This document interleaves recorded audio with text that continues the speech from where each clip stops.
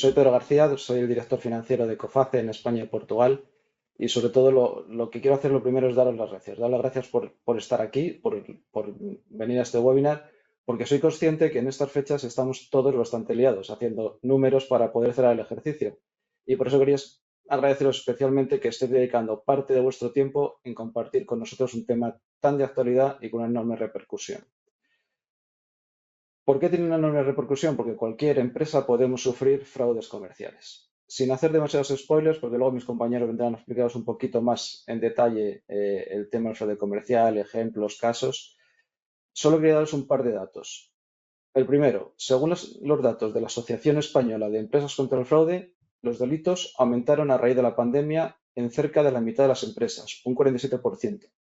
Eso pone de relieve los riesgos a los que nos enfrentamos. Y luego, quizás el dato más preocupante, las cifras nos indican que 6 de cada 10 empresas que sufren un ciberataque acaban desapareciendo. Y eso sin contar con el coste personal que cada uno de nosotros podemos sufrir. ¿Por qué? No sé si alguno de vosotros recordáis, en 2019 hubo un caso que salió bastante en prensa, que fue el caso de la AMT de Valencia, donde se perdieron 4 millones de euros por el fraude del CEO.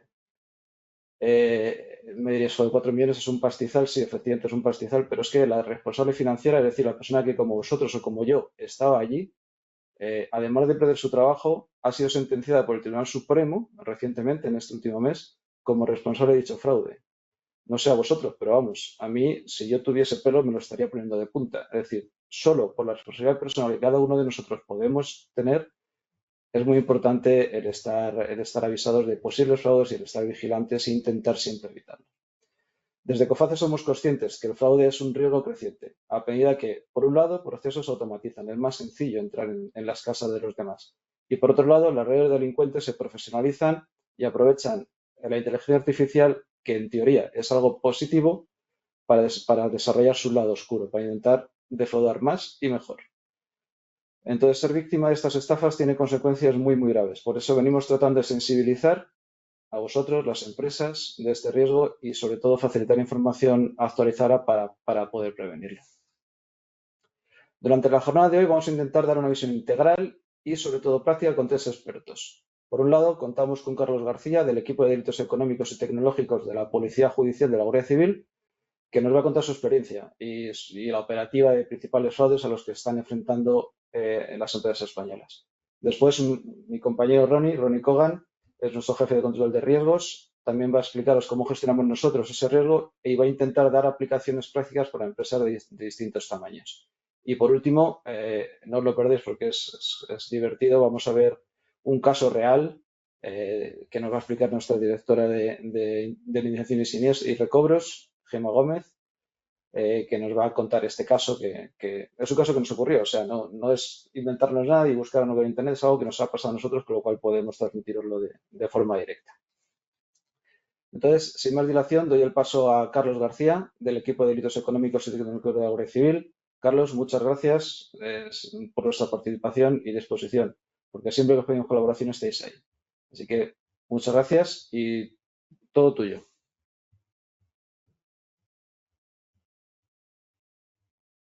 Bueno, buenos días. Muchas gracias, Pedro. Bueno, mi nombre es Carlos García. Como ha dicho Pedro, pertenezco a la Policía Judicial de la Guardia Civil. Llevo 34 años de servicio y los últimos 15 en el equipo de delitos informáticos y tecnológicos de Navarra. Bueno, como iba diciendo, las estafas en la red, bueno, pues si lo miramos según el tema, según el perjudicado, pues tendríamos particulares o empresas, ¿no? Los particulares, lógicamente, llega a un mayor número de personas, ¿vale? Las posibilidades aquí en cuanto a particulares, pues son muchísimas más. El particular, lógicamente, no adopta las medidas de seguridad que tendría una empresa, entendiendo empresa, pues desde una gran empresa a una pyme intermedia o a una pyme de 1 o 2 personas, es decir, no lo sé, o un autónomo, ¿vale? O sea, entendiendo en ese sentido. Bueno, también el particular, el tema hoy, bueno, el particular y también en la empresa es que muchas veces por internet lo damos todo como válido cuando realmente no es así.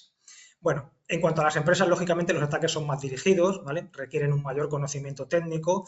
También existe mucho el estudio previo y la ingeniería social para intentar dar en el blanco en esa empresa y, bueno, pues no andar dando tumbos y estar dirigido a alguien o a una cuestión en concreta. Lógicamente también en la empresa la ganancia va a ser mucho más lucrativa y eso genera unos grandes beneficios, dijéramos, para el cibercrimen, ¿no?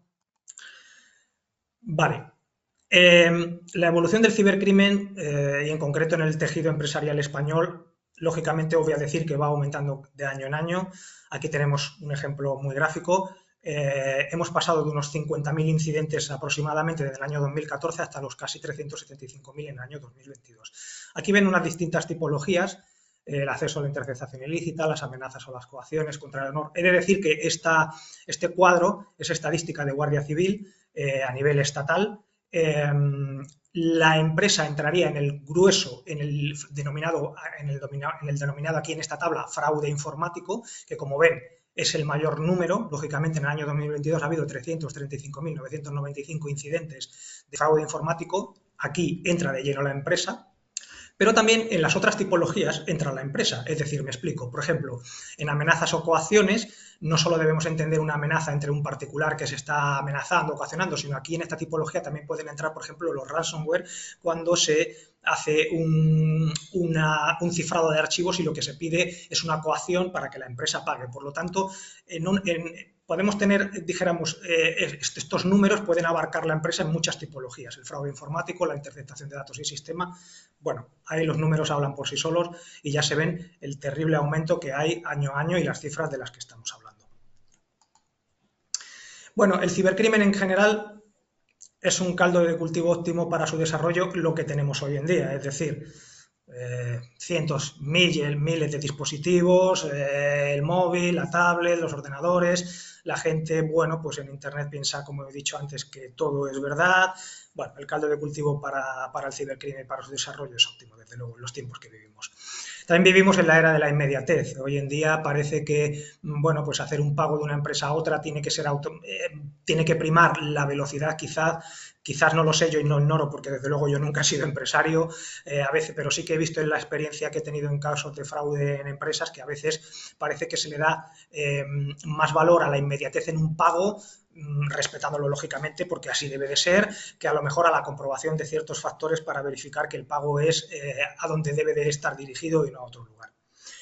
Bueno, el cibercrimen aquí pone que no requiere grandes inversiones. No es que sea del todo así, esto hay que matizarlo, es decir, sí requiere grandes inversiones, pero hay que tener en cuenta que a veces a nosotros, a las empresas, nos está estafando un particular que lo único que está haciendo es, dijéramos, por llamarlo de alguna manera, alquilar un servicio a una gran empresa criminal, por llamarlo también de alguna manera. Entonces, podemos ser estafados por, dijéramos, esa gran empresa que es el cibercrimen o una gran multinacional del fraude, o por una persona que está alquilando o comprando esos servicios a nivel particular. Dijéramos como un autónomo del cibercrimen, por llamarlo de alguna manera. Tampoco requiere amplios conocimientos en el sentido de que lo que precisamente he dicho en estos momentos, de que a veces alguien, aunque no tenga esos conocimientos, los puede alquilar a las mafias. Eso se hace. Si alguno de ustedes conoce la Dark Web, bueno, pues ahí existen multitud de ofertas para que las mafias del cibercrimen ofrecen sus servicios a cualquier persona de nosotros que puede comprarlos por un precio bastante razonable y desde su casa esta persona, como si fuese dijéramos, como he dicho antes, un autónomo, pues empezar a estafar a las empresas o a los particulares o a lo que quiera. Bueno, aquí también, lógicamente, el cibercrimen, la exposición es mínima para el delincuente. No es igual que cuando uno va a atracar un banco, que tiene que, bueno, pues presentarse allí con la pistola en la entidad bancaria y se expone a ciertos riesgos, ¿no? El delito a través de Internet también es un delito silencioso. No es un delito que muchas veces no se denuncia por ciertos factores y tampoco genera una gran alarma social dentro de las circunstancias, ¿vale? Bueno, aquí tenemos una estadística que esta no es nuestra, es una estadística pública, mediante la cual podemos ver que el 57% de las pymes cierran sus operaciones comerciales, lo hacen a causa de los ciberataques. Bueno, ¿y por qué las pymes se han convertido en un principal objetivo de los ciberdelincuentes? Algo de lo que yo puedo dar plena fe. Bueno, pues yo, si lo tuviera que ordenar, o nosotros, cuando digo yo, bueno, me refiero a nuestro, cuanto menos a nuestro equipo de compañeros, investigadores de delincuencia informática, Si tuviéramos que achacar algo a por qué las pymes se han convertido en el principal objetivo es porque falta conocimiento del personal o de los empleados.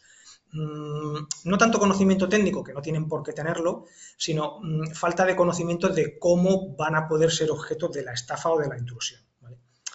También hay una falta de concienciación, al no considerarse pues, un objetivo importante. Bueno, mi empresa somos 4, aquí no va a ocurrir, es muy difícil, hay otras y tal. Bueno, yo creo que a estas alturas cualquier pyme o cualquier autónomo que tenga un ordenador o un teléfono móvil no es que sea, la cuestión no es si me va a pasar a mí, sino cuándo me va a pasar, porque esto es algo que va a ocurrir.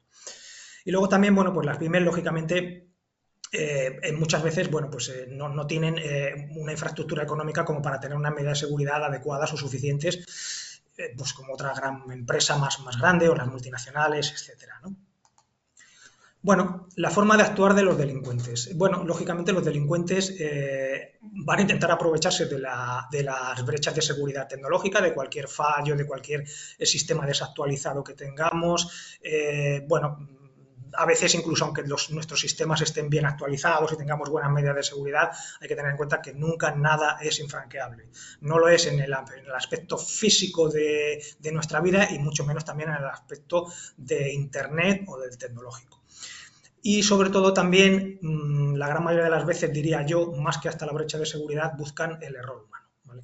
Que es donde, como he dicho antes, pues por desgracia van a encontrar más posibilidad, porque la gente, bueno, el usuario, el empleado, no es que no sea un informático, que no lo necesita, sino que no conoce cuál es la vía de entrada y qué es lo que va a ocurrir cuando le van a intentar estafar o engañar. Por eso, el 95% de los incidentes que nosotros por lo menos registramos o tenemos más o menos cuantificados, más que a fallos tecnológicos, aunque también pueden influir, se debe a un fallo humano. Ha habido algún tipo de error, algún tipo de negligencia, algún tipo de mala praxis incluso, aunque yo ya ahí no voy a entrar, pero sobre todo desconocimiento. Vale, y hay que tener en cuenta, porque esto es lo que un poco también he dicho antes, nosotros podemos tener una gran seguridad informática en nuestro sistema, pero eso no quiere decir que nuestra empresa, nuestro sistema sea invulnerable, ni mucho menos. Con tiempo y con paciencia y con los medios adecuados se podrá vulnerar. ¿Vale? Por lo tanto, el principal elemento para garantizar la seguridad nosotros entendemos siempre que son las personas. Eso a mí como investigador no me cabe ninguna duda. Bueno, aquí ya vamos a entrar un poquito, o por lo menos yo voy a entrar un poquito en las principales amenazas para la empresa, ¿vale? Aquí hemos nosotros cuantificado algunas. El Business Email Compromise, que es nuestro buzón de correo electrónico comprometido, ¿vale? Tenemos el Man in the Middle, que es hombre en el medio, ¿no? Que es muy similar al Business Email Compromise, pero más técnico, son parecidos. Tenemos el CEO Fraud o la estafa del CEO, tenemos la estafa del Nazareno, tenemos el ransomware y tenemos un delito de descubrimiento y revelación de secretos, ¿vale? Que este va un poco más enfocado a otro tipo de ámbitos, pero bueno, también se da relativamente en la empresa. Bajo mi punto de vista y bajo mi experiencia, sin duda, englobando las dos primeras tipologías, el Business Email Compromise y el Man in the Middle, en la misma, más o menos a nivel técnico, entre estas dos, la estafa del CEO y el ransomware serían las principales que tenemos hoy en día a nivel nacional, ¿vale? Y centrándonos en estas, yo creo que abarcamos más del 90% de los incidentes informáticos a los que se pueda ver expuesta una empresa. El descubrimiento y revelación de secretos también se da y la estafa del Nazareno también se da, pero bajo mi experiencia y bajo nuestras estadísticas en menor medida. Si bien es cierto que el ransomware, como veremos más adelante, bueno, pues hay muchas veces que la estadística puede no ser tan fiable porque hay muchos casos que no se denuncian. Bueno, pues voy a pasar un poquito a explicar muy brevemente cada una de ellas, porque yo podría estar horas aquí hablando sobre cada una de ellas y sobre cómo intentar prevenirlas, pero bueno, no es el caso. Por lo tanto, vamos a pasar a irlas, dijéramos, analizando un poquito por encima o, bueno, por lo menos los factores más importantes. Bueno, el Business Email Compromise es un ciberataque que está diseñado para obtener acceso a información comercial, crítica, o también obtener dinero y, sobre todo, obtener dinero a través de una estafa por el correo electrónico. Siempre esta entrada nos va a venir, el vector de ataque nos va a venir por el correo electrónico. ¿vale? Bueno, aquí tendríamos una especie de ejemplo, ¿vale? Bueno, de cómo va a ocurrir, son líneas generales de cómo va a ocurrir esto, ¿no? Tendríamos a la izquierda una empresa, ¿no? Con su página web arriba y un correo electrónico corporativo, finanzas@laempresa.com, de esta empresa, ¿no? Es uno, bueno, puede ser uno de tantos correos corporativos, de tantas cuentas que puede haber en esta mercantil, en esta empresa. A la derecha, pues tendríamos pues, un cliente o en este caso un proveedor, ¿no? Que también tiene su página web, está en internet, y también tiene pues una cuenta corporativa, una cuenta de una persona, de alguien que se dedica a hacer ventas o lo que sea, ¿no? En este caso, pues ventas@elproveedor.com, ¿vale?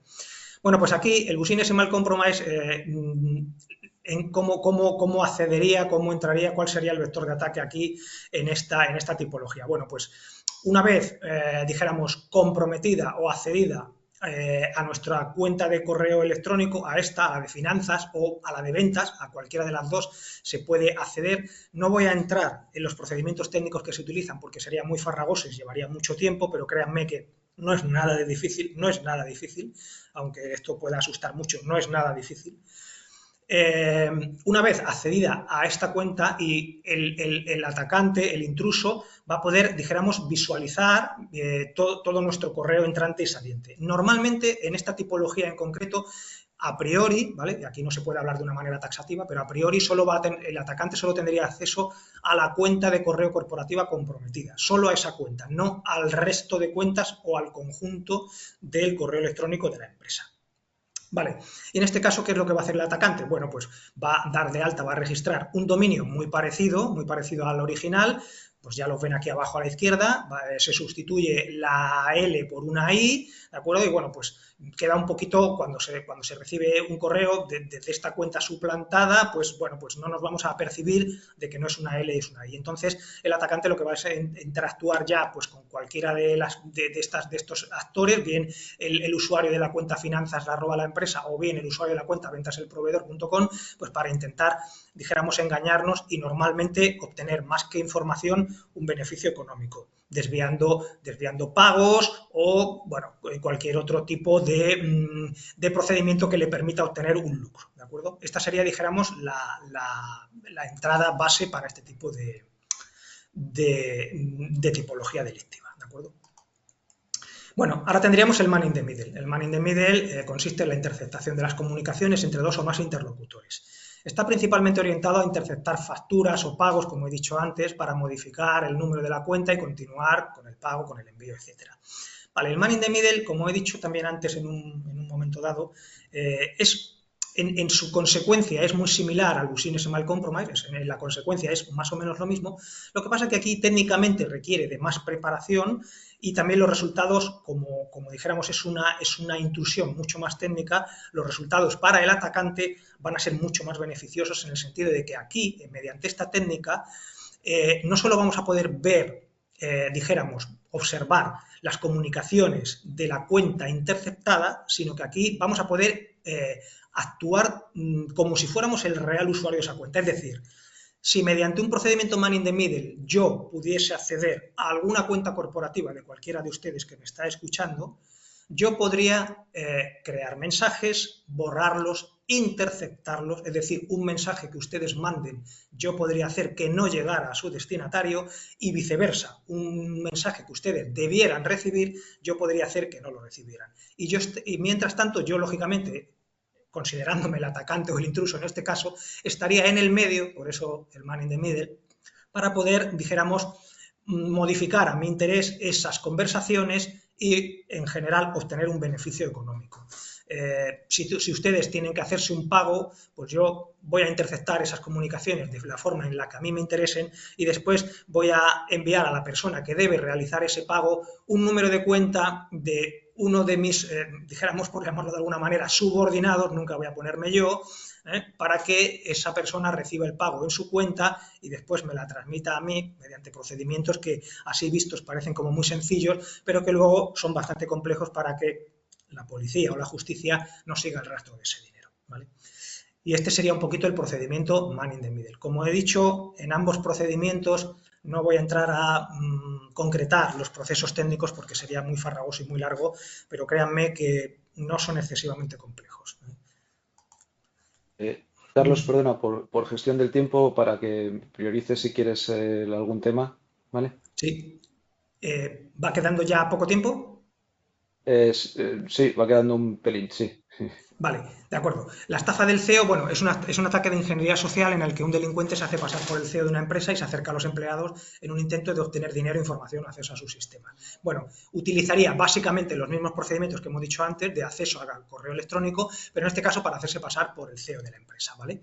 El correo electrónico es el ataque, es el modo de ataque y de entrada, ¿vale? Se suplanta el correo del CEO, nos hacen creer que se va a realizar la compra de una empresa, un pago de un finiquito, etcétera. Bueno, aquí podemos entrar en 20.000 excusas para hacerse pasar por el CEO de la empresa.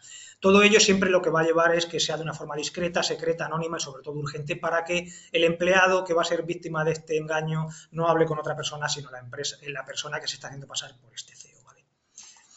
Bueno, también tenemos la ingeniería social. Para la estafa del CEO se utiliza mucho la ingeniería social y para otro tipo de estafas, ¿vale? Y aquí lo único que quería decir, perdonen si ahora voy un poquito más rápido, es que vivimos en esta era de la información, ¿no? Y muchas veces, sobre todo hace algo más de tiempo, yo he visto en las redes sociales y en las páginas web de muchas empresas quizás un exceso de información. No digo, yo no entro a valorar la que se tiene que poner o no, pero quizás un exceso. Entonces, el delincuente solamente con acceder a nuestra página web va a tener datos del nombre, de cómo se llama nuestro CEO, del nombre de su correo, de sus extensiones telefónicas, etcétera, etcétera. Bueno, creo que a día de hoy eso se ha corregido un poco y no hay tanta información, ¿vale? Entonces, hasta ahí podemos decir. Vale, la estafa del nazareno, aquí se suele utilizar, dijéramos, los mismos procedimientos siempre, todo va a partir de un man in the middle o de un buzón comprometido en nuestro correo electrónico para obtener información. Lo único que aquí, si el atacante no puede obtener dinero, va a intentar, si somos proveedores de algún tipo de servicio físico, lógicamente, pues obtener algún tipo de beneficio, pues obteniendo mercancía que va a ser, bueno, pues luego desviada del mercado mediante muchos métodos que no voy a entrar a valorar porque, como he dicho antes, son bastante complejos y largos, ¿vale? Todo para que la policía, lógicamente, no pueda seguir el rastro, ¿vale? Hay que tener también mucho cuidado en la estafa de nazareno en las ferias de las muestras del sector, porque nosotros hemos detectado falsos agentes que se hacen pasar por grandes empresas que luego realmente no son ninguna empresa, ¿vale? Para esta estafa del nazareno. Bueno, el ransomware es un tipo de malware que lo que va a buscar el acceso y el cifrado de la información que está almacenada en nuestro sistema. Se va a distribuir por todo nuestro sistema informático, no solo por el ordenador que infecte, sino por toda nuestra infraestructura informática. Y el objetivo va a ser solicitar un pago económico para recuperar los datos, incluyendo también que si no hacemos ese pago van a amenazarnos con revelar nuestra información de forma pública, ¿vale?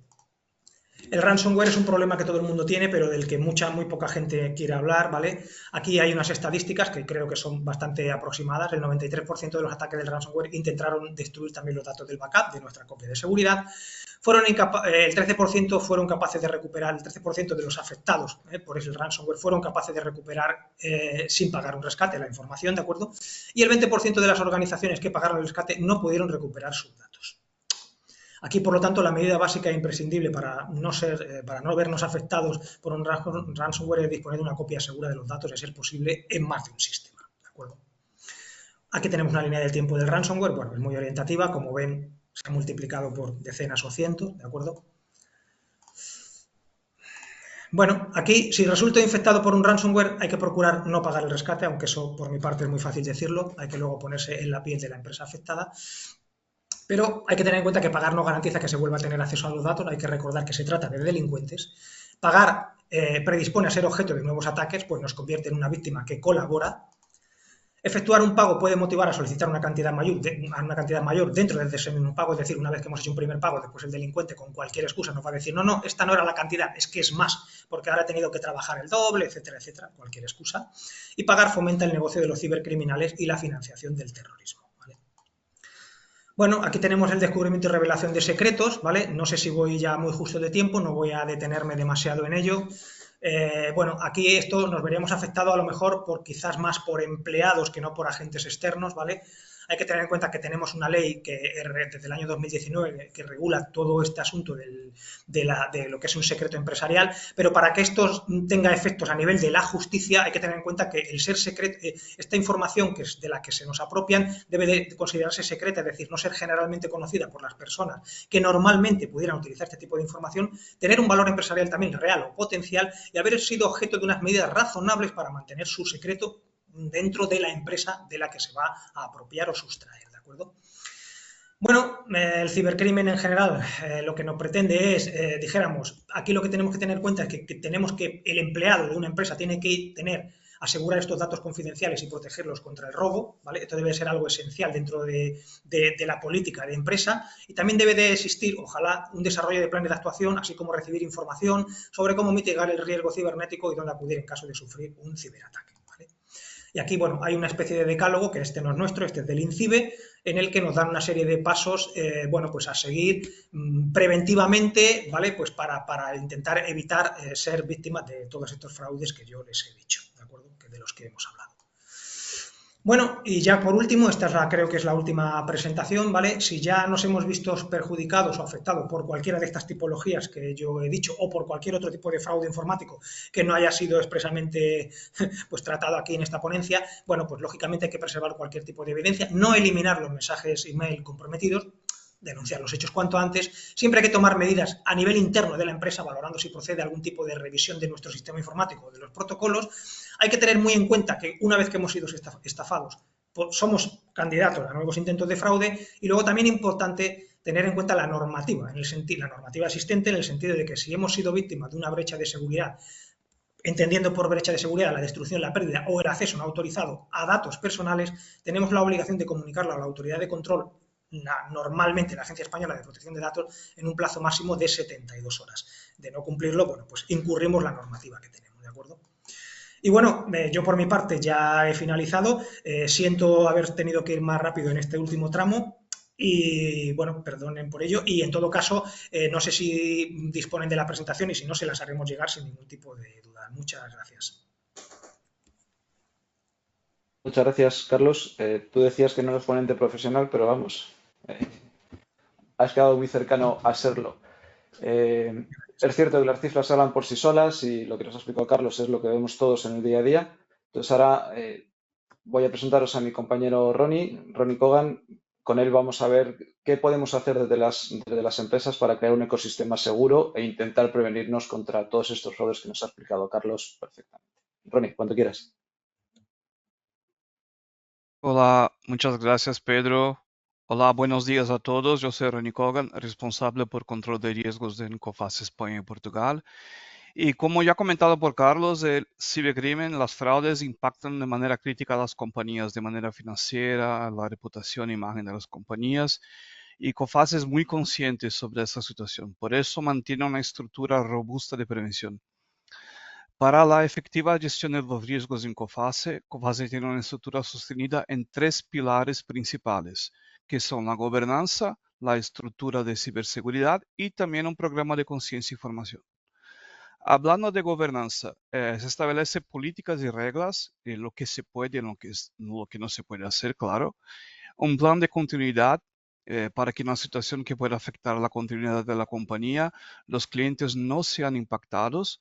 El tratamiento adecuado de los datos confidenciales, las informaciones son protegidas por todos los protocolos de COFACE y también establece un área de control de riesgos, que yo soy el responsable, que tiene como objetivo proponer controles para prevención y o detección de riesgos y fraudes. Como estructura de ciberseguridad, la área de control de riesgos tiene el apoyo del área de ciberseguridad, de la seguridad de la información. Esta área desarrolla reglas y procedimientos de ciberseguridad y también ejecuta la validación y monitoreo de la ciberseguridad. Así que tenemos una estructura robusta para identificar casos de incidentes de ciberseguridad e implementar los controles de prevención. Y como programa de conciencia e información, que es nuestro último pilar, tenemos regularmente, son hechas formaciones periódicas, tanto como compliance, regulación, la parte de riesgos y también en cyber. Formamos expertos, o sea, personas que conocen y saben identificar fraudes, especialistas en riesgos y también en regulación y compliance. Y también estimula el reporte de incidencias, casos sospechosos. Si hemos recibido un intento de fraude o un phishing o algo, estimulamos que sea reportado para el tratamiento de los casos. Bueno, pero luego viene la pregunta. Me parece bien que COFACE tenga una estructura de prevención de fraude, pero Ronnie, entiendo que en mi caso no es posible implementar en mi compañía algo en este nivel. Entonces, ¿qué puedo hacer? Bueno, les voy a hablar de 4 pautas que son recomendables y que serían ideales independiente de la industria y del tamaño de las compañías. La primera es tener reglas claras. Todo empieza ahí. ¿Cómo debo hablar con mis clientes y proveedores? ¿Es por email, WhatsApp, SMS? ¿Quién debe contactar? Establecer un punto focal en cada cliente o en cada proveedor que será el responsable por entrar en contacto o que debemos contactar. ¿Por cuál número de teléfono o por email yo debo contactar? Recibimos muchos intentos de fraude por emails X o por teléfonos que no conocemos, suplantando la identidad y por eso es importante tener un punto focal en cada una de las compañías. La otra es confirmar y revisar los contactos recibidos. Yo conozco a esta persona o la empresa que me ha contactado. Esperaba recibir este contacto. ¿Cómo puedo confirmarlo? O sea, establecer un procedimiento y una regla clara para definir cómo tratar estos contactos y cómo es hecho el contacto también. Lo que es importante siempre es tener claro estos protocolos y validar los contactos de terceros. Pueden ser también proveedores, pueden ser clientes, pero también pueden ser personas buscando parcerías. Es importante siempre tener clara la regla para contactar y para recibir el contacto. Por ejemplo, hubo una situación en la compañía que el presidente de la compañía contactó al financiero por WhatsApp. Era alguien suplantando la identidad del presidente, contactando a la persona del financiero para que fuese hecha una transferencia. Pero como regla, era así que debería ser, o sea, el presidente debería contactar por WhatsApp, en el WhatsApp personal de un empleado del financiero para que se haga una transferencia. O sea, ¿por qué no ha contactado directamente el director de financiero para tramitar el caso? O sea que definiendo las reglas claras se pueden identificar casos sospechosos. Muy importante, yo recibí un contacto de un externo con archivos adjuntos o hiperlinks. ¿Debo abrir o clicar? Nosotros somos muy automáticos, recibimos algo, ya voy clicando, abriendo el archivo, pero mejor validar antes quién es el contacto.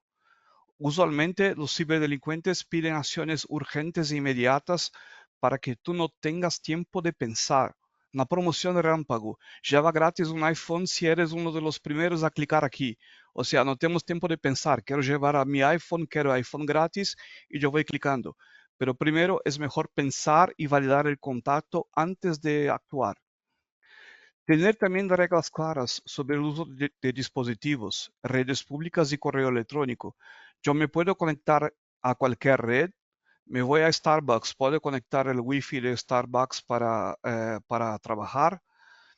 Puedo usar el correo electrónico profesional en redes sociales, en forums de comentarios. Es mejor establecer reglas claras para que no tengas problema de robo de información. Ronnie, tengo un pedido de venta para una compañía. Mientras valido los datos de la empresa y de la persona que me ha contactado, también es importante validar la dirección de entrega. La dirección es correcta. Hoy podemos mirar todo en Google Maps. Hubo un caso de una compañía que vendió componentes electrónicos para un comprador que en el pedido incluyó la ubicación de entrega como un edificio abandonado. Era una estafa. O sea, si mientras estaba validando el contacto, yo podría validar la ubicación de entrega, tal vez sería posible identificarlo. La segunda pauta está relacionada a la ciberseguridad. Fortalecer la seguridad tecnológica de mi compañía. Pero ¿cómo puedo hacer esto? Bueno, la primera cosa es que todos ya sabemos, es el tema de la contraseña fuerte.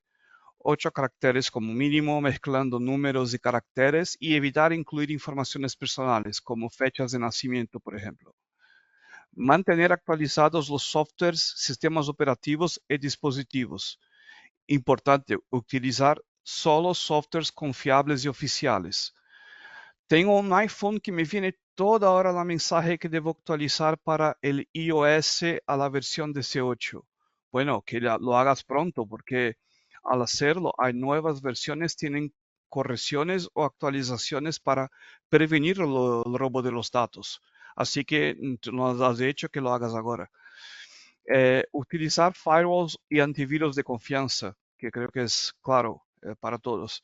Quitar estos pop-ups que aparecen en la internet. Siempre hay uno pop-up que viene con promociones o con también acciones inmediatas y pueden ser peligrosos. Así que una mejor práctica es quitarlos. Limitar el acceso a la información sensible y confidencial. Son todos que pueden ver las nóminas de la compañía. ¿Quién puede ver el balance de la compañía? Restringir el acceso a las puertas USB y a DVDs o CDs. ¿Te imaginas si tuvieras un virus en un pendrive? ¿O si utilizan un pendrive o graban un CD para robar información confidencial de tu ordenador? También puede ser un problema. Ronnie, quiero comprar algo en la internet, pero bueno, ¿qué puedo hacer? Lo mejor es que tienes que buscar los sitios de web seguros, en preferenciar aquellos que tienen como en la ubicación a web el HTTPS, que son sitios de web con protocolos de seguridad. Bueno, es que vamos a teletrabajar, fenomenal, pero ¿de cuál red Wi-Fi vas a acceder a las informaciones confidenciales de tu trabajo? ¿Utilizando la Wi-Fi del centro comercial? ¿O debemos utilizar una Wi-Fi segura y conectar vía una VPN? Es algo que Ronnie, también debe estar. Sí, Ronnie, perdona, por organización, un par de minutos, ¿vale? vale, gracias, Pedro. Y algo muy importante es hacer copias de seguridad. Como ya había hablado Carlos, también hacer backups periódicos. La tercera pauta es algo que repetimos mucho, pero es un tema importante sobre cómo gestionamos nuestros emails, mensajes, WhatsApps y otras formas de contacto recibidos. Recibí un contacto. Es importante confirmar la identidad. Hubo una situación, no sé si todos lo vieron, pero fue reportada en la prensa que se está utilizando la imagen de la princesa de Asturias en TikTok para engañar a personas vulnerables. La falsa princesa promete una cuantía de ayuda económica a todo el que solicite, pero para recibirla hay que pagar una tasa. Tuvimos también la situación de un estafador soportando la identidad del presidente de la compañía, contactando la área de recursos humanos, solicitando el cambio de su cuenta bancaria en la nómina. Los estafadores conocen a nosotros, saben quién somos y lo que hacemos dentro de la compañía. Yo recibí un contacto, es desconocido. Bueno, es importante validar. ¿Qué debo responder? Me está solicitando urgencia y responder de manera pronta. Es mejor validar y verificar primero. El contacto me envió un archivo adjunto, una factura no paga, o un servicio que yo no tenga contratado, un presupuesto que no solicité, o hablando que mi encomienda está en la aduana. Mejor validar esto antes de seguir. Y la última pauta es invertir en personas. Implementar un programa de conciencia para ahorrar. Se puede elegir una persona y mantener ella formada y actualizada sobre los temas de ciberseguridad y hay también formaciones gratuitas que se puede buscar con los ayuntamientos. Es importante enfocar en concientizaciones sobre phishing y robo de identidad, que son las dos principales estafas que hay actualmente. Y si quieres saber si tus datos han sido comprometidos, puedes acceder a Have I Been Pwned e incluir el correo electrónico. En caso positivo, recomiendo cambiar la contraseña con urgencia. Bueno, señores y señores, esas son las pautas que quería compartir con todos. Espero que todos hayan disfrutado y que sea de utilidad y que podáis implementarlas en vuestras empresas. Y espero encontraros en futuros webinars de COFACE. Muchas gracias. Muchas gracias, Ronnie. Pediros disculpas tanto a ti como a Carlos por haberos apretado al final, pero por respeto al tiempo de las personas que nos están escuchando, necesitamos llevar el tiempo más o menos organizado. Pasamos ahora a Gema. Gema lleva más de 20 años en la compañía y ha vivido muchas situaciones, muchas anécdotas. Hoy nos va a contar un caso real de fraude, así que Gema, todo tuyo, por favor. Muchas gracias, Pedro. Hola, buenos días a todos. Es un placer estar aquí con vosotros compartiendo mi experiencia.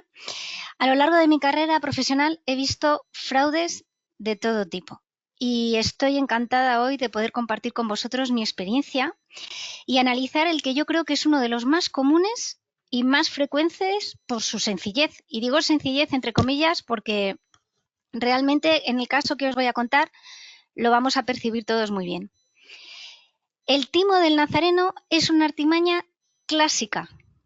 Desde que tengo uso de razón y me dedico a esto, lo he visto en multitud de ocasiones y siempre repite el mismo patrón. Y les puedo asegurar que a más de uno le ha dejado la cara como ¿es posible? ¿Me la han colado? Pues es posible. Y además es muy sencillo, es una estafa tradicional.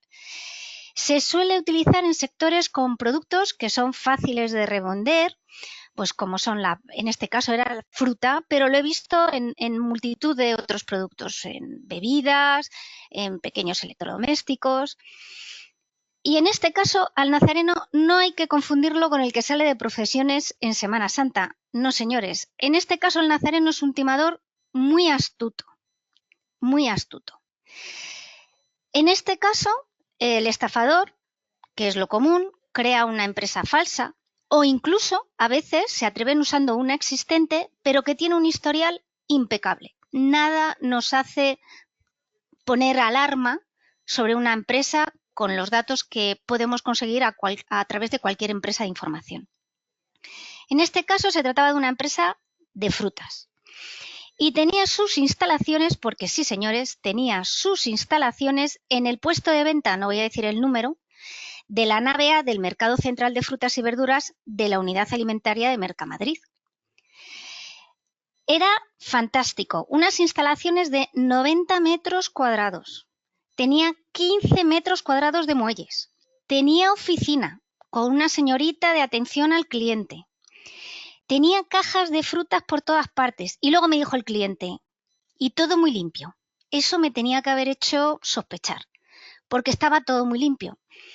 El caso es que a primera vista parecía todo muy de acuerdo con una empresa del sector. Comenzó haciendo pedidos pequeños, pagándolos al contado. Empezó con pimientos, solamente pimientos. Y nuestro cliente pues veía que la cosa pues muy bien. Vendía los pimientos y se las pagaban al contado. Fenomenal. Y se ganó la confianza de la víctima. En un momento dado decide hacer pedidos más grandes. Ya no solo pimientos, cebollas, patatas, vamos, un pisto en toda regla. Aparentemente todo iba bien. Era legítimo, todos salían ganando, pero en este caso ya el timador le dice a nuestro cliente, mira, esto como ya son pedidos más grandes y tienen un mayor importe, en lugar de pagarte al contado, en efectivo, te voy a dar unas letras de cambio o unos pagarés, como tú veas lo que te interesa a ti más, y vamos a hacer un vencimiento a 60 días fecha factura y así, bueno, pues vamos ampliando nuestra relación comercial y el volumen de nuestros negocios. Una letra de cambio, un pagaré, nos da tranquilidad porque pensamos, bueno, pues es un reconocimiento de deuda, está escrito, en un momento dado puedo iniciar directamente un procedimiento ejecutivo si quiero reclamar, si viene devuelto va a aparecer en el ASNEF, pero no nos dejemos engañar. Una letra o un pagaré, si no tiene una cuenta bancaria detrás solvente, va a venir de vuelta y no va más que acelerar un proceso judicial que si al final carece de solvencia el titular de dicha letra de cambio de pagaré, no nos va a satisfacer la deuda. Entonces, cuidado cuando nos ofrecen este tipo de documentos cada vez más poco habituales solamente, seguramente, cuando detrás hay una estafa. Cuidado, ¿vale? ¿Cuál es el truco final? Pues que cuando recibe la mercancía desaparece como un ninja, tal cual, deja de pagar. Deja de pagar a sus proveedores, deja de pagar la cuota de explotación en Mercamadrid, deja de pagar, desaparece, cierra el chiringuito, ¿vale? Entonces, ¿qué es lo que ocurre? Que cuando la víctima denuncia, realmente nunca se sabe bien quién está detrás de la empresa, porque suele haber testaferros y no sabemos quién es el verdadero timador o el cabeza de la trama. Entonces, se les denuncia, se les acusa de delitos de estafa y de pertenencia criminal, pero la realidad de los hechos es que la mercancía termina revendida en el mercado negro y que con esta forma de trabajar, estos señores estafan a muchas empresas causando pérdidas de millones de euros anuales. Como chascarrillo, ¿por qué decimos que es el timo de Nazareno? Bueno, pues imaginad a los acreedores, que son las víctimas, en la oficina del estafador, uno detrás de otro como una procesión de nazarenos. ¿Dónde está el dinero? Se esfumó igual que la mercancía. ¿Cómo podemos evitar esta estafa? Porque esto es lo importante. ¿Cómo podemos evitarlo? Bien, recomendamos siempre desde COFACE verificar la solvencia de las empresas nuevas con las que se hace negocio. ¿Cómo? Con información. COFACE también vende información y da este servicio a nuestros clientes. La información es muy importante, nos da un indicio más de la solvencia que pueden tener estas empresas. Desconfiar cuando se produce un cambio brusco en la modalidad de pago. Y sobre todo, si va acompañado de un incremento de volúmenes de ventas. Es raro. Hay que ser cautelosos ante los pedidos de gran tamaño en un corto plazo después de haber tenido poca experiencia comercial anterior. Hay que ser cauteloso. No va mal en los sectores y funciona bastante bien utilizar referencias de otros proveedores antes de hacer operaciones de alto importe, de grandes volúmenes, porque estos señores se especializan en determinados sectores y normalmente este tipo de estafas no afecta a una sola empresa, son muchas empresas las afectadas por el mismo timador. Y sobre todo, utilizar aseguradoras de crédito para proteger las ventas, ¿vale? Esto es una garantía total. Si el deudor no paga, la compañía está ahí. Hay que mantener los ojos abiertos. El timo del Nazareno no es una cosa de risa, afecta a muchas empresas y, bueno, estamos aquí a vuestra disposición para cualquier cuestión que os pueda surgir y quiero aprovechar para darle a agradecer a Carlos sus explicaciones, porque me ha parecido súper interesante la visión que nos ha trasladado como investigador de delincuencia informática, porque es verdad que después de este fraude que os acabo de contar, mi experiencia también es que a día de hoy los fraudes informáticos son cada vez más frecuentes, más sofisticados, más difíciles de detectar. Y creo que es muy importante que estemos todos concienciados, como nos ha explicado Ronnie, de las medidas que tenemos que tomar en nuestro ámbito de trabajo del día a día para estar alerta y evitarlas. Ha sido un placer participar en este webinar y quedo a vuestra disposición. Yo he sido puntual, Pedro, ¿has visto? Sí, como te has visto, no he metido el micro para decir, Gemma, que llegas tarde. No. Nada, pues muchas gracias a los tres, Carlos, Ronnie y Gemma.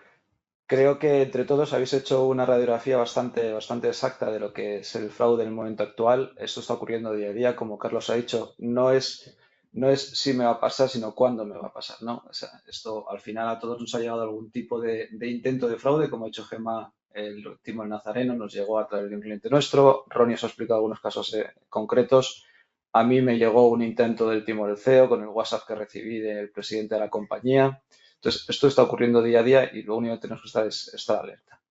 Entonces ahora llega el turno para que vosotros podáis plantearnos vuestras dudas, preguntas, intentaremos dar respuesta lo máximas posibles en el tiempo que tenemos. Ya sabéis que con el tiempo estoy siendo un poco pesado, pero abrimos turno de preguntas y mientras tanto, mientras van llegando y os animáis a ponerlas en el chat de las preguntas, rompamos el hielo con una pregunta a Carlos. Carlos, de todos los tipos de fraudes que hemos estado comentando, para ti, ¿cuál es el más difícil de identificar para una empresa? ¿A cuál habría que estar especialmente alerta porque podamos picar más fácilmente?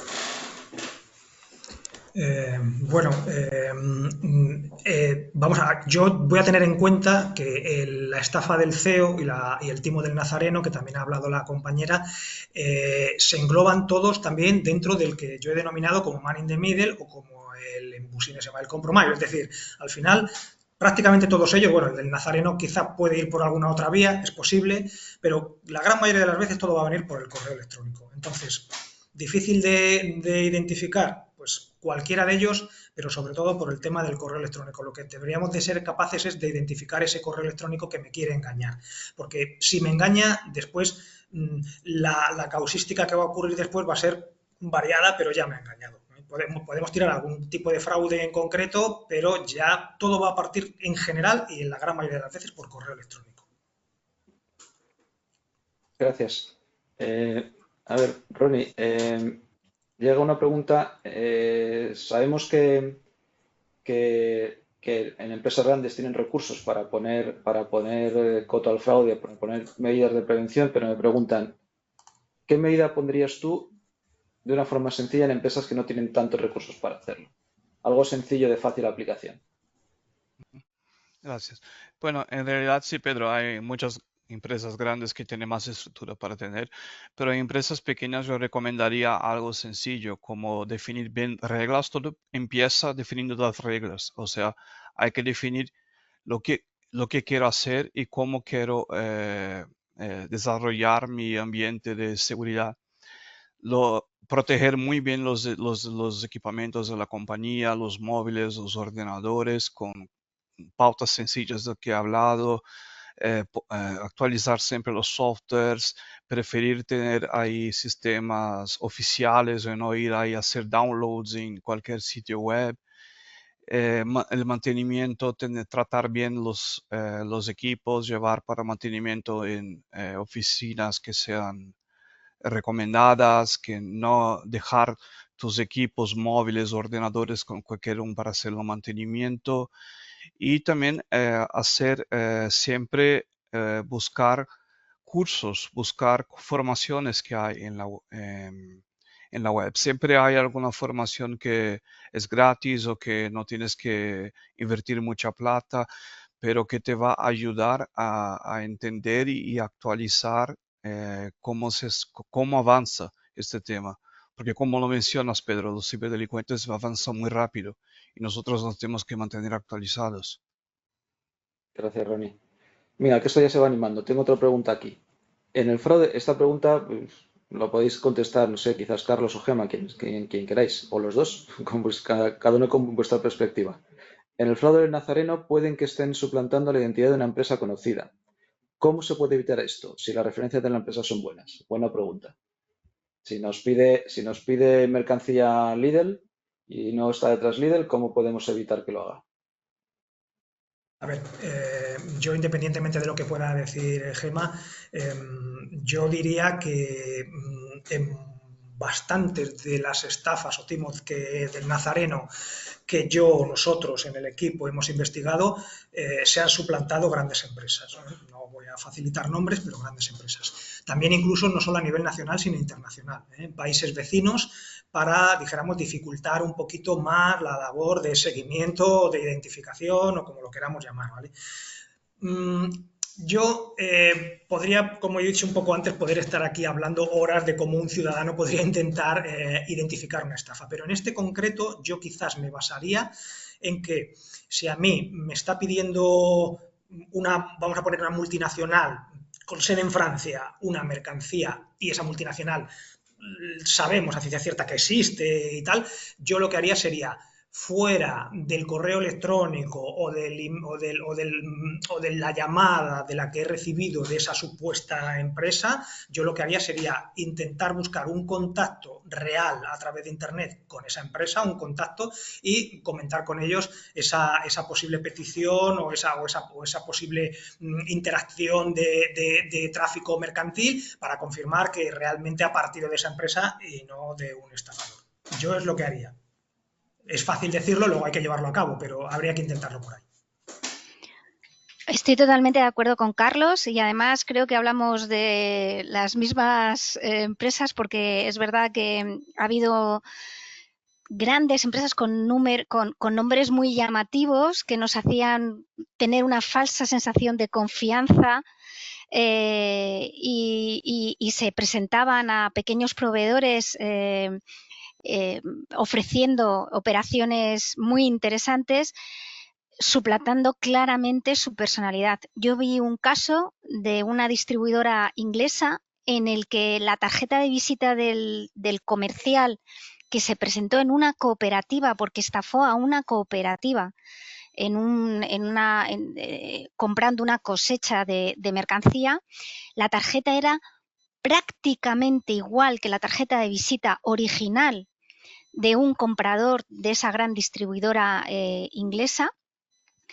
Y de hecho, cuando nos pusimos en contacto con la original, por así decirlo, pusieron una denuncia, y esto lo suelen llevar incluso la Interpol a nivel internacional cuando afecta a varios países, porque este estafador lo había intentado en muchas ocasiones con muchos proveedores diferentes y la verdad es que honestamente era prácticamente imperceptible la diferencia entre el original y la copia que estaba utilizando el estafador. Entonces, estoy totalmente de acuerdo con Carlos, intentar utilizar otra vía de contacto diferente a esta que nos está entrando, porque las grandes empresas tienen sus protocolos de proveedores, sus normas y no es tan fácil que llegue de repente un comprador y quiera comprar mucho importe a una empresa sin actividad previa, sin hacer una auditoría previa.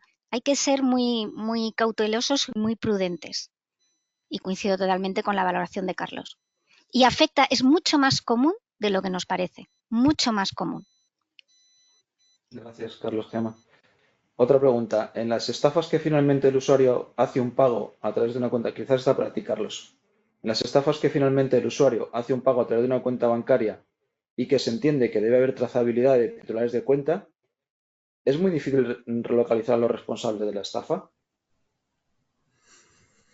Bueno, esta pregunta yo creo que se la hacen muchos usuarios. A ver, incido un poco en lo mismo. Yo, como policía, podría estar aquí facilitando un montón de datos que no son secretos para deducir al final que no es tan fácil como parece. Entiendo la pregunta, entiendo la persona que ha hecho esa pregunta, lo entiendo perfectamente, porque él como ciudadano piensa que existe esa trazabilidad. Por existir existe, pero existen muchos procedimientos para evadir la responsabilidad.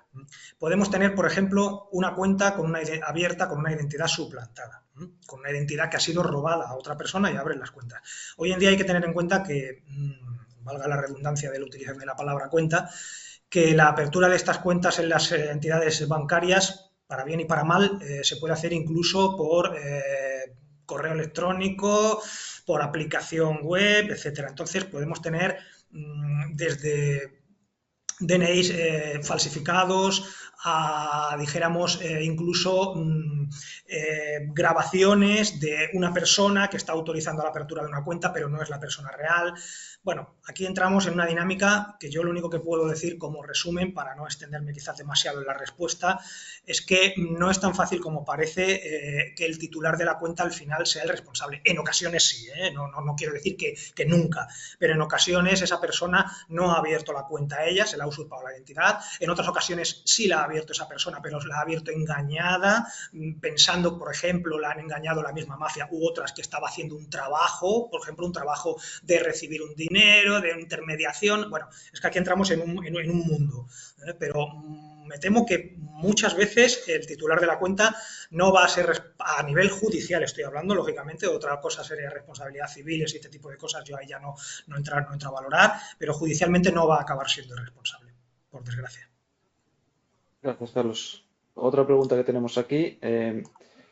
Nos dicen que hoy día utilizamos intensivamente los teléfonos móviles, incluso con clientes, que en vez de dirigirse a nosotros por email, nos envían mensajes y archivos por WhatsApp. En los móviles, además, podemos tener contraseñas personales, contraseñas de empresa. ¿Qué tipo de medidas aconsejáis que utilicemos en los móviles? Eso pues está abierto a Carlos, Ronnie. Quien queráis podéis contestar.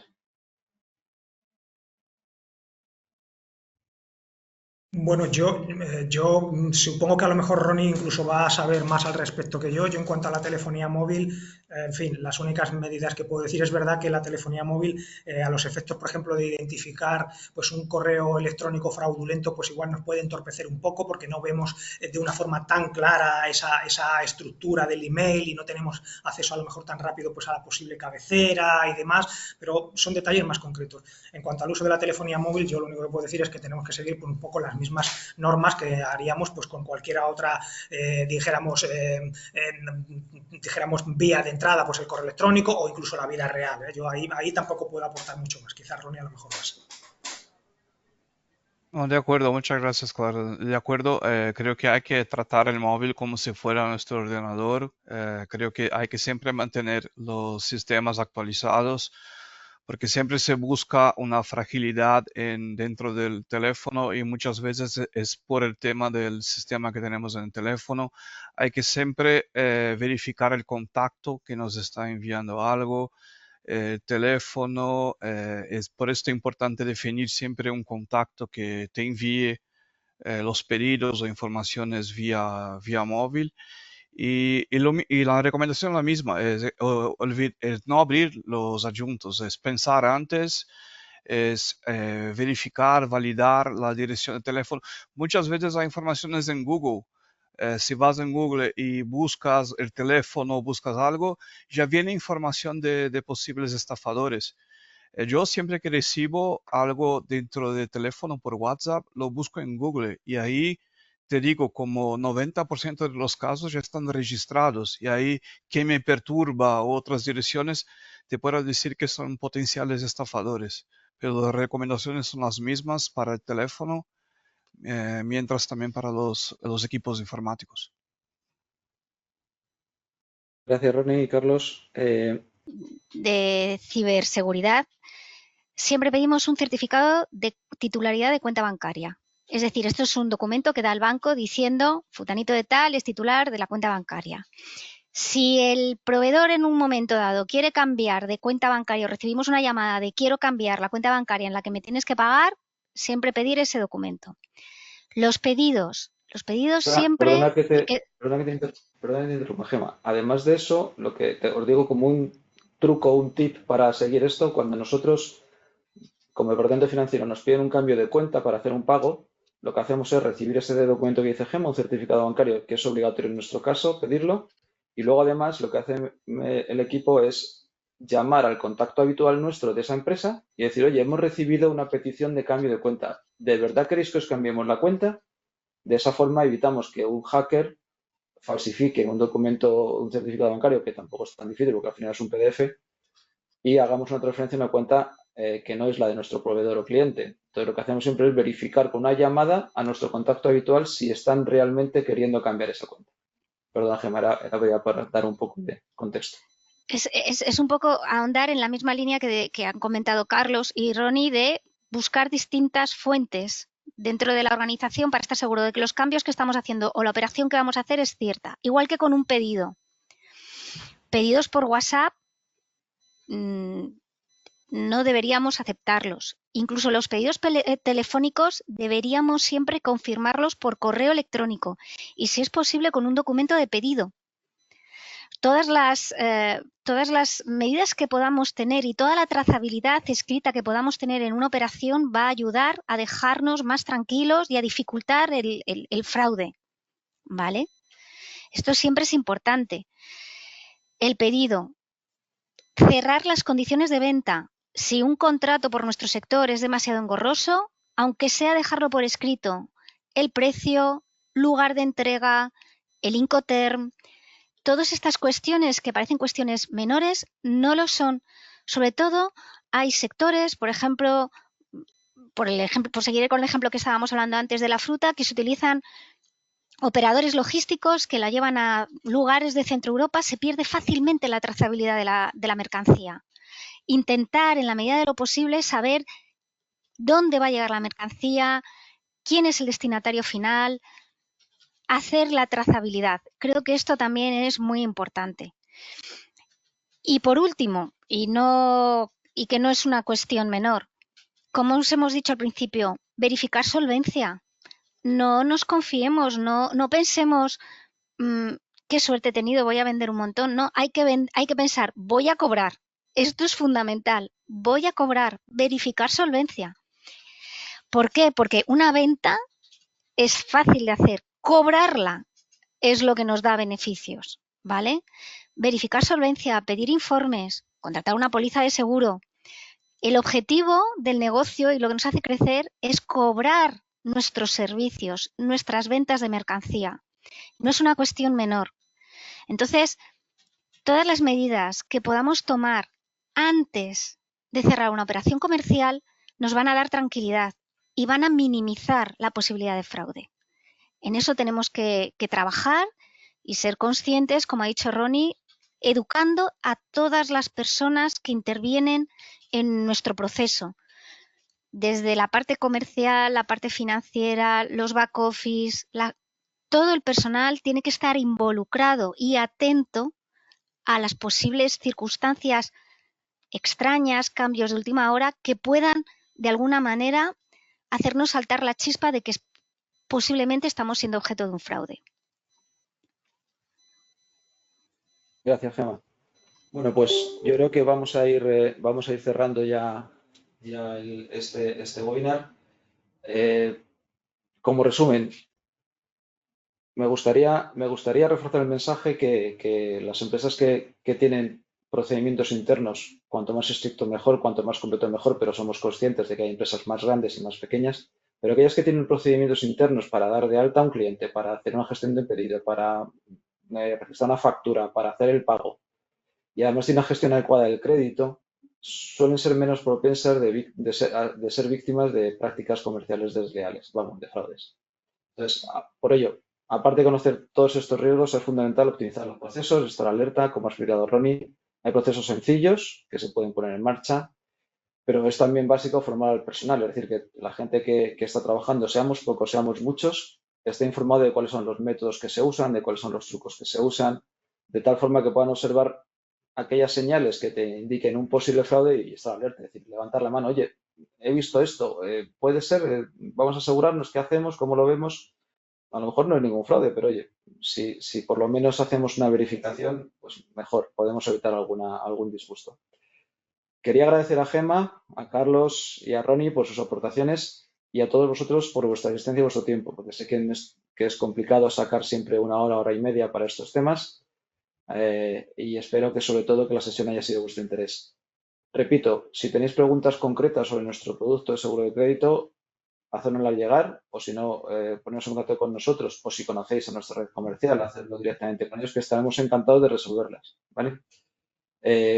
Os recordamos simplemente que vamos a colgar la presentación para que esté disponible para todos y la grabación y la pondremos en nuestras redes sociales. Así que, pues, sin más, muchas gracias a todos vosotros, a todos ustedes por haber participado, Carlos, Gemma y Ronnie, e Irache y Miriam que han estado en el backstage haciendo que todo esto sea posible, ¿vale? Os esperamos en la siguiente. Muchas gracias y buenos días a todos.